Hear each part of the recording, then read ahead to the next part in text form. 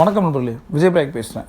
இந்த உடைங்க சீரீஸில் நிறைய விஷயங்கள் நம்ம பார்த்துட்ருக்கோம். முதல் விஷயம், எப்படி நெகட்டிவ் மைண்ட் செட்லேருந்து வெளில வருது, இது ரொம்ப ரொம்ப முக்கியம் நண்பர்களே. நம்ம பாசிட்டிவாக நம்மளை வச்சுக்கணும், அதுக்காக தான் நான் சொல்கிறேன். ரெண்டாவது, காம்ப்ளெக்ஸ், இன்ஃபீரியாரிட்டி காம்ப்ளெக்ஸ், தாழ்வு மனப்பான்மையிலேருந்து வெளியே வருவது எப்படி, இது யார் நம்ம பக்கத்தில் உட்காந்து உனக்கு காம்ப்ளெக்ஸ் என்ன ஃபேக்டர்ஸு, அதை எப்படி ஓவர் கம் பண்ண போகிற, நான் அவன் கூட இருக்கேன் இப்படி யாராவது சொல்லுவாங்க?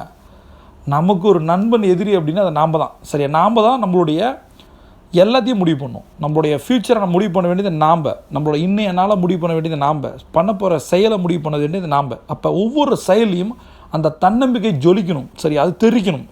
நான் எப்பயுமே சொல்லுவேன், சக்ஸஸ் 3: கான்ஃபிடன்ஸ், கம்யூனிகேஷன், கான்டாக்ட்ஸ். இது 3 தான் ஜெயிச்சிடலாம். சரி, அந்த கான்ஃபிடன்ஸ் நமக்கு வரணும்னா என்ன பண்ணணும்? ஃபஸ்ட்டு விஷயம் நான் சொன்னது,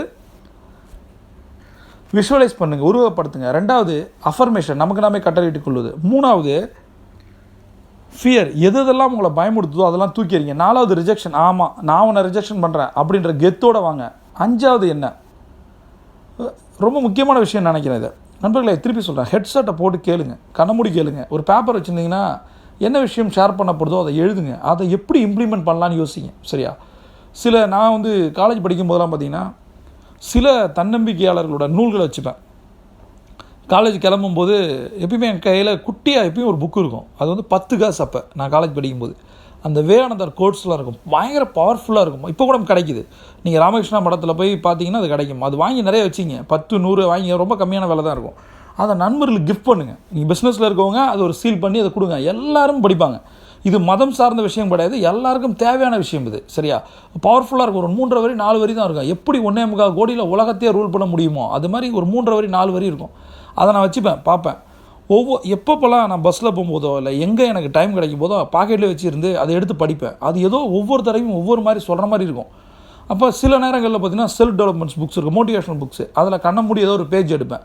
அந்த பேஜில் என்ன விஷயம் இருக்கோ அதை நான் பண்ணணும்னு நினப்பேன். இதுதான் நமக்குள்ளே நமக்கு புத்தகங்கள் ரொம்ப நல்ல நண்பர்கள். அது நம்ம கூடயே ட்ராவல் பண்ணும், நம்ம கூட பேசும்போது.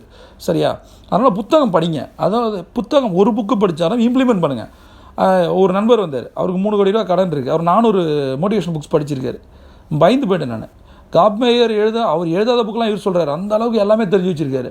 எல்லாம் தெரிஞ்சு வச்சுருக்கிறது வேறு, இம்ப்ளிமெண்ட் பண்ணுறது வேறு. அதனால் நண்பர்களே, சிம்பிளான விஷயம், இப்போ நான் பேசுகிறத எழுதுறதை இம்ப்ளிமெண்ட் பண்ணுங்கள், சக்ஸஸ் வந்துடும். சரியா, சிம்பிள். இப்போ 5ஆவது நான் சொல்கிறது என்ன அப்படின்னு பார்த்தீங்கன்னா, தயார்படுத்துங்க. Set yourself. தயார்படுத்துனா பிளான் பண்ணுங்க அப்படின்னு சொல்லலை. நான் என்ன சொல்கிறேன், உங்களோட மைண்ட் செட்டை தயாராக வச்சுக்கிங்க. செட் யுவர் செல்ஃப், அழகான வார்த்தை நண்பர்கள் இது. செட் யுவர் செல்ஃப், இதை சொல்லி பாருங்களேன். Set your self. நம்ம செட் பண்ணியிருக்கோமா? நம்ம எப்போ செட் பண்ணியிருக்கோம்? ஜெயிக்கணும்னு முடிவு பண்ணிட்டோம், ஒரு பிஸ்னஸ் ஆரம்பிக்கணும்னு முடிவு பண்ணிட்டோம். அப்போ தான் எதை மறக்கணும் அப்படின்னா, எதெல்லாம் மறக்கணும்னு நினைக்கிறோமோ எல்லாம் வரும். ஃபெயிலியர்ஸு, நம்ம வாழ்க்கையில் நடந்த நெகட்டிவிட்டி, முதல் பிஸ்னஸ் ஃபெயிலியர் ஆனது. பிஸ்னஸ் ஏற்கனவே காதல் மாதிரி தான். ஃபஸ்ட்டு காதல் ஃபெயிலியர் ஆனவங்க கல்யாணம் பண்ணிக்கக்கூடாதுன்னா இன்றைக்கி 130 கோடியில் 90 கோடி பேர் கல்யாணம் ஆக தான் இருக்கணும். சரியா, அப்போ இதுக்கு என்ன பண்ணணும் அப்படின்னா, ஃபஸ்ட் பிஸ்னஸ் ஃபெயிலியர்னால் நம்ம அதில் என்ன பாடம் கற்றுக்கிட்டோம், அது வராமல் அடுத்த பிஸ்னஸ் பண்ண போகிறோம். கரெக்டாக இல்லையா? சிம்பிளான விஷயம். எந்த ஒரு நெகட்டிவ் மைண்ட் செட்டையும் வச்சுக்காதீங்க, ஃபெயிலியர்ஸை யோசிக்காதீங்க. கான்சன்ட்ரேட் பண்ண வேண்டியது ஒன்றே தான், சக்ஸஸ். சரியா, இது இன்னொரு விஷயம் என்ன அப்படின்னா, ரிஜெக்ஷனை பார்த்து பயப்படாதீங்க அப்படின்னு சொல்லியிருக்கேன். ரிஜெக்ஷன்னு உலகமே உங்களை ரிஜெக்ட் பண்ணலாம், நீங்கள் உங்களை பண்ணிடாதீங்க. நம்மளை பண்ணிடவே கூடாது, நம்மளை ரிஜெக்ட் பண்ணவே கூடாது. அதுக்கு என்ன அப்படின்னு பார்த்தீங்கன்னா, கோல்ஸை செட் பண்ணும்போதே நமக்குள்ள ஒரு டிஸ்கரேஜ் மைண்ட் செட் இருக்கும், ஒரு ஸ்பெசிபிஸ்டிக் மைண்ட் செட். இது என்ன சொல்லுவோம், இதை பண்ண முடியுமா அப்படின்னு. இன்னொரு காமெடி இருக்கும், நம்ம கூட இருக்கவங்கள பாருங்களேன், நான் இதை சொல்கிறதுக்குன்னே 4 கேரக்டர் இருக்கும். இது நம்மளால் பண்ண முடியுமாப்பா அப்படின்னும் போதே புஸ்ஸுன்னு நமக்கு பண்ண முடியும்னு சொல்கிறவனை மட்டும் பக்கத்தில் வச்சிங்க. அப்படி இல்லைன்னா சந்தோஷப்படுங்க. பண்ண முடியும் நம்புகிறவன் செய்கிறவன் ஒருத்தன் தான். அது யாருன்னா நாம் தான். நம்மளோட செயலை நான் திருப்பி சொல்லிட்டேன், நாம் தான் முடிவு பண்ணணும், பக்கத்து வீட்டுக்காரனோ ஏற்ற வீட்டுக்காரனோ அல்ல. அதனால் ஒரு கோலை செட் பண்ணும்போது எப்படி வின் பண்ணுன்ற ஒரு சக்ஸஸ் ஸ்கிரிப்ட் வச்சுக்கிங்க. அது ரொம்ப ரொம்ப முக்கியம். அதனால் இது கஷ்டன்ற மைண்டை கொண்டு வரவே வராதீங்க. என்ன ஒரு டஃப்பான டாஸ்க்கும் அதுக்கு ஒரு லூப் கோல் இருக்குது நண்பர்களே. இதை மட்டும் புரிஞ்சுங்க. எந்த ஒரு சக்ஸஸ்லையும் ஒரு லூப் கோல் இருக்குது. அது தெரியாததால் தான் நம்ம ஜெயிக்காமல் இருக்கும். அதனால் நம்ம இந்த ஒரு விஷயம் நமக்கு நடக்கலையா, ஒரு பிஸ்னஸ் ஃபெயிலியர் ஆகுது, எதிர்பார்த்த பணம் வரல அப்படின்னா அங்கே ஒரு விஷயம் இருக்குது. அது என்னன்னு நமக்கு பிடிபடணும், அவ்வளோதான். அதை தெரிஞ்சுக்கிங்க. சரி, அதை வெளியாளுங்களை வச்சு தெரிஞ்சுக்காதீங்க. மேபி உங்களோட குருவோ மென்டாரோ கோச்சாக இருந்தால் ஓகே. மற்றவங்கள்ட்ட இந்த கதையை சொல்லாதீங்க. பிஸ்னஸ் லாஸ்ட்டில் போகுது, நான் சம்பாதிக்கலன்ற விஷயத்த சொல்லாதீங்க. யாருக்கிட்ட ஷேர் பண்ணணுமோ அவங்கள்ட்ட மட்டும் ஷேர் பண்ணுங்கள்.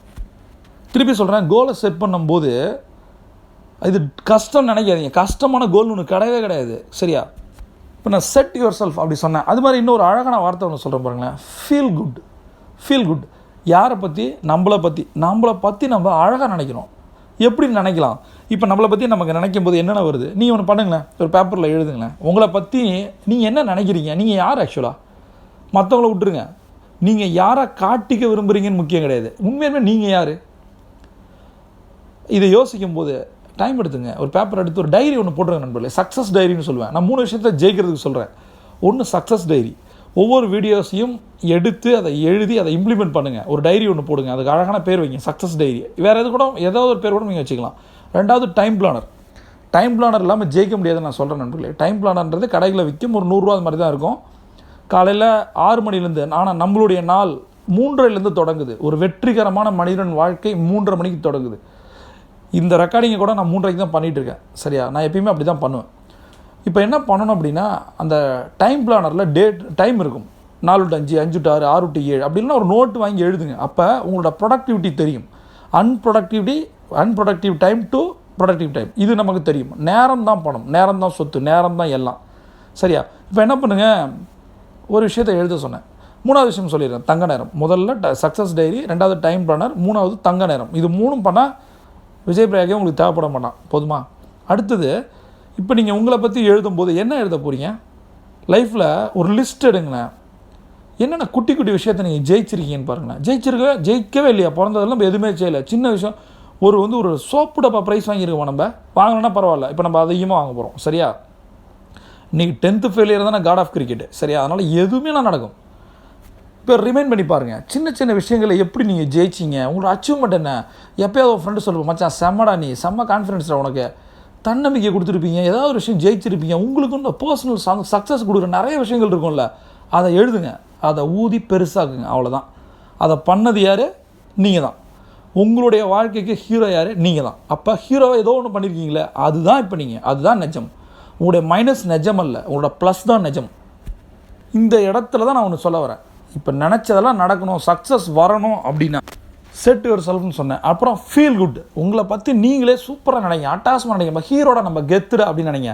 இப்போ கான்ஃபிடன்ஸ் இருந்துக்கிட்டே இருக்கணும்னா நம்மளோட செயல்கள் மிஸ் ஆகுது. அப்போ வந்து கான்ஃபிடன்ஸ் இருக்காது. இப்போ இந்த கான்ஃபிடன்ஸ் இன்க்ரீஸ் பண்ணுறதுக்கு தான் தங்க நேரத்தில் நான் டூ டூ லிஸ்ட்டே வச்சுருக்கேன்.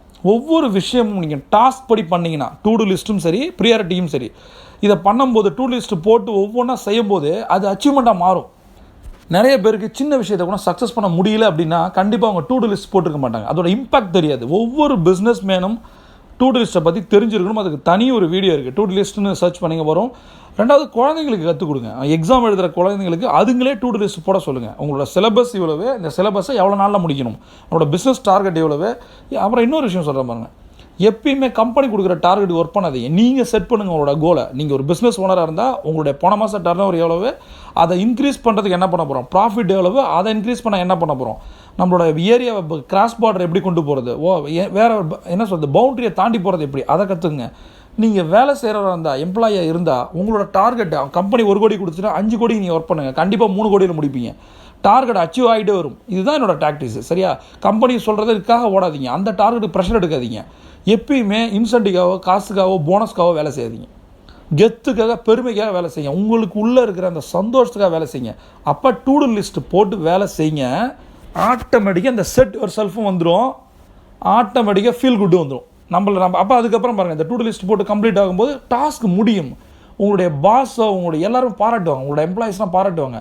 அப்படி அப்போ இது ஒரு மிகப்பெரிய போதை. நீங்கள் ஜெயிக்க ஆரம்பிச்சிட்டிங்கன்னா அதை சக்ஸஸ் மாதிரி ஒரு போதையே கிடையாது. அதை ஃபீல் பண்ணிட்டீங்கன்னா அடுத்த மாதம் டார்கெட்டை நீங்களே அச்சீவ் பண்ணிடுவீங்க.